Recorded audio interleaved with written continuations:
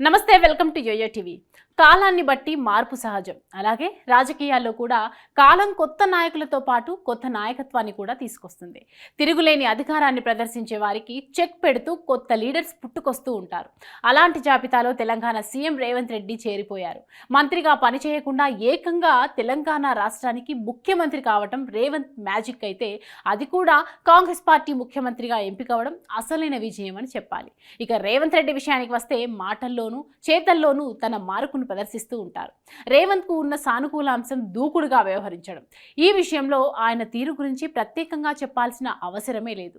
సీఎంగా బాధ్యతలు చేపట్టిన నాటి నుంచి ఆయనకు ఎదురవుతున్న ఇబ్బందులు, సవాళ్ల గురించి తెలిసిందే. విపక్షంతో పాటు స్వపక్షంతోనూ అడుగడుగున అడ్డంకుల్ని ఆయన ఎదుర్కొంటున్నారు.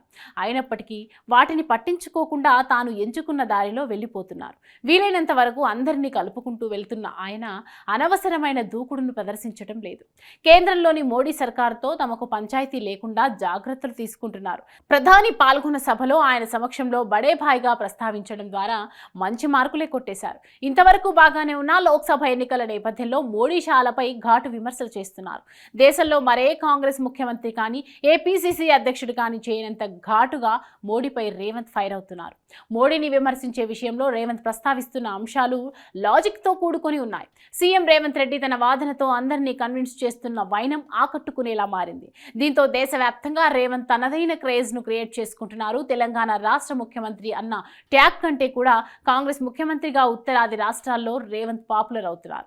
సాధారణంగా దక్షిణాది రాష్ట్రాలకు చెందిన అధినేతలు, ముఖ్యమంత్రులు ఉత్తరాదిలో పాపులర్ కారు. కానీ అందుకు భిన్నంగా రేవంత్ ఇప్పుడు జాతీయ నాయకుడిగా రూపాంతరం చెందుతున్నారు. తన వాదన పటిమతో హిందీ ఛానల్స్ కు ప్రత్యేక ఇంటర్వ్యూలు ఇస్తూ ప్రధాని మోడీ మీద సరికొత్త తరహాలో విమర్శలు చేయటం, అదే సమయంలో హిందూ వ్యతిరేకిగా కాకుండా వారి పట్ల సానుకూలతను వ్యక్తం చేస్తూనే మోడీ విధానాల్ని విమర్శిస్తున్న వైనం అందరినీ ఆకట్టుకుంటోంది. ప్రస్తుతం జరుగుతున్న ఎంపీ ఎన్నికల్లో రేవంత్ నాయకత్వంలో తెలంగాణ కాంగ్రెస్ ఎన్ని సీట్లను గెలుచుకుంటుందన్నది పక్కన పెడితే, ఈ ఎన్నికల ద్వారా తన టాలెంట్ ను జాతీయ స్థాయికి విస్తరించేలా చేసుకోవటంలో మాత్రం సక్సెస్ అయ్యారని చెప్పక తప్పదు. ఈ లెక్కన మిగిలిన అధినేతలతో పోలిస్తే ఒక అడుగు ముందుకు వేయటమే కాదు, ఎంపీ ఎన్నికల్లో గెలుపు తన బోనస్ అన్నట్లుగా ఇప్పుడు పరిస్థితులున్నాయి.